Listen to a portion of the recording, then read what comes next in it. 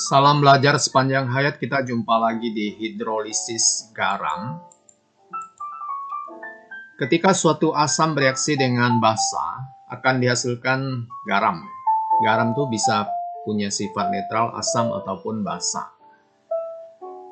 Kita akan dalami kenapa demikian di hidrolisis garam ini, yaitu reaksi suatu kation atau anion, ataupun keduanya, dengan air yang menghasilkan ion H positif atau OH negatif. Ini yang menjadikannya bersifat netral, asam, atau basa. Larutan garam yang dihasilkan dari reaksi asam kuat dan basa kuat ini sifatnya netral. Kemudian kalau dia berasal dari asam kuat dan basa lemah, sifatnya adalah asam.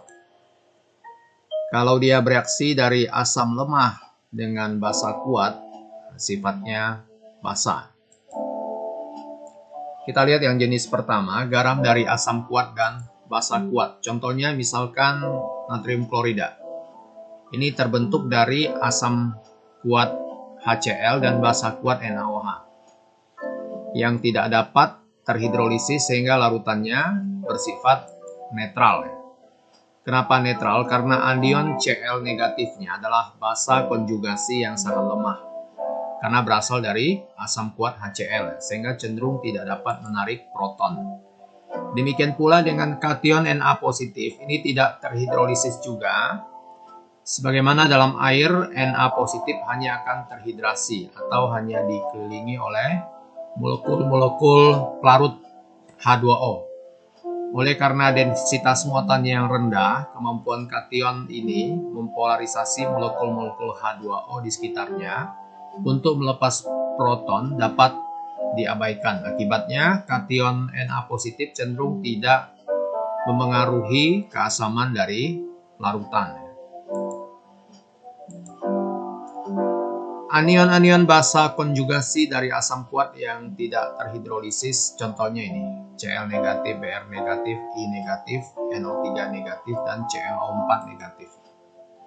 Kation-kation dari basa kuat yang tidak terhidrolisis antara lain kation dari golongan alkali dan alkali tanah, kecuali berilium, 2 positif.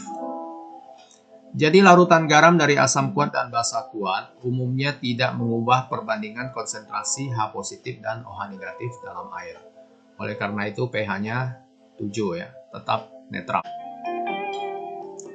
Kita lihat garam dari asam kuat dan basa lemah seperti NH4Cl ini terbentuk dari reaksi asam kuat HCl dan basa lemah NH3. Dan sifat dari larutan garam ini adalah asam ya. Kenapa? Karena anion Cl negatifnya itu tidak terhidrolisis.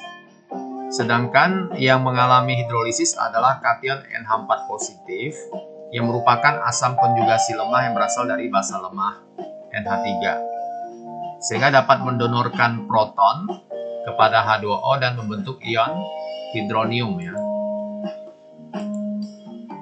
Kation-kation yang dapat terhidrolisis itu meliputi kation asam konjugasi dari basa lemah seperti amonium, CH3, NH3 positif, C6H5NH3 positif, dan C5H5NH positif. Kation logam dengan densitas muatan tinggi seperti besi 3 positif, krom 3 positif, aluminium 3 positif, Cu 2 positif, dan nikel 2 positif. Jika kation yang terhidrolisis dimisalkan sebagai BH positif, maka reaksi hidrolisisnya dapat ditulis sebagai berikut. BH positif tambah H2O adalah B plus H3O positif. Reaksi ini dapat juga ditulis dalam bentuk yang lebih sederhana dengan menghilangkan pelarut air dalam bentuk cairan atau liquidnya seperti ini.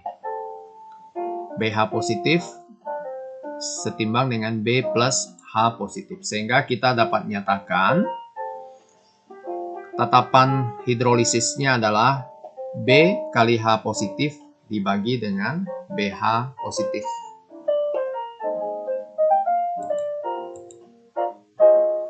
Dengan asumsi jumlah kation BH positif yang terhidrolisis relatif kecil, nah kita nyatakan sebagai Mb ya.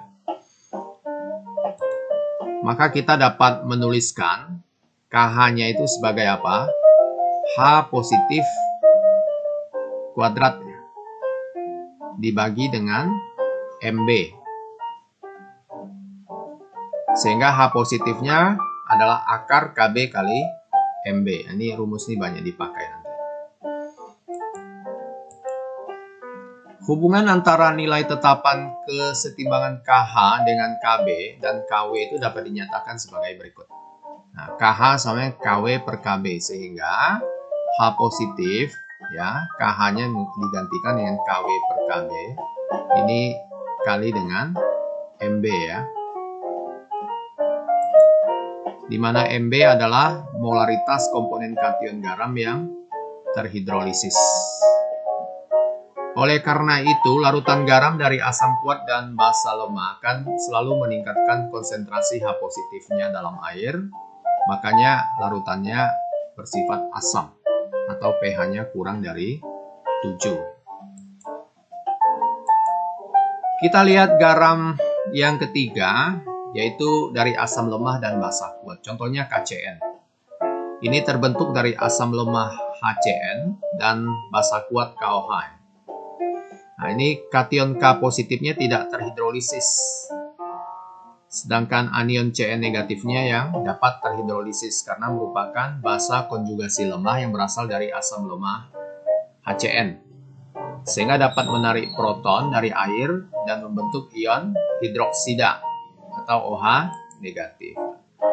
Anion-anion basa konjugasi dari asam lemah yang dapat terhidrolisis menghasilkan ion OH negatif antara lain apa saja, yaitu Cn negatif, NO2 negatif, F negatif, PO4 3 negatif, CO3 2 negatif, S2 negatif, HS negatif, ClO negatif, C2O4 2 negatif, HCOO negatif, CH3 CO negatif, dan C6H5 COO negatif.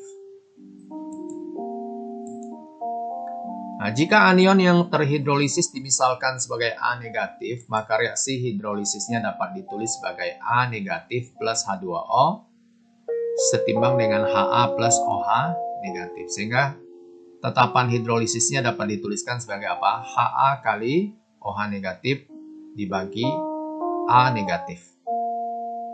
Ini air diabaikan ya, karena dia berbentuk liquid. Nah, dengan asumsi anion A negatifnya yang terhidrolisis relatif kecil, kita namakan Ma nanti ya. Sebagaimana anion terhidrolisis merupakan basa konjugasi lemah, maka di kondisi setimbang KH-nya itu sama dengan apa? OH negatif kuadrat dibagi dengan Ma. Sehingga kita dapat menyatakan OH negatifnya adalah akar dari KH kali Ma. Nah, ini nanti akan dipakai pada hubungan lanjutannya. Nah, ini dia hubungannya. KH, Ka, dan Kw ya, dapat dinyatakan sebagai KH Kw per Ka. Sehingga OH negatifnya dapat dinyatakan sebagai akar Kw per Ka dikali dengan Ma. Sekali lagi, Ma adalah molaritas komponen anion garam yang terhidrolisis. Oleh karena itu, larutan garam dari asam lemah dan basa kuat akan meningkatkan konsentrasi OH negatif dalam air, sehingga larutannya bersifat basa atau pH-nya lebih dari 7. Kita lihat garam yang keempat dari asam lemah dan basa lemah. Contohnya misalkan CH3COO NH4. Ini terbentuk dari asam lemah cuka dan basa lemah amonia ya. Nah, ini akan mengalami hidrolisis kation maupun anion. pH larutan garam demikian bergantung pada kekuatan asam relatif dari kation dan kekuatan basa relatif dari anion. Nah, sehingga kita dapat nyatakan hubungannya. Ini Ka kalau lebih besar dari Kb, maka larutannya bersifat asam. Kalau Ka-nya kurang lebih dengan Kb, atau sama dengan Kb, ini larutannya netral. Tapi kalau Ka-nya kurang dari Kb, larutannya bersifat basa. Jadi dia punya 3 kemungkinan ya untuk garam dari asam lemah dan basa lemahnya, tergantung Ka asam lemah dan Kb basa lemahnya.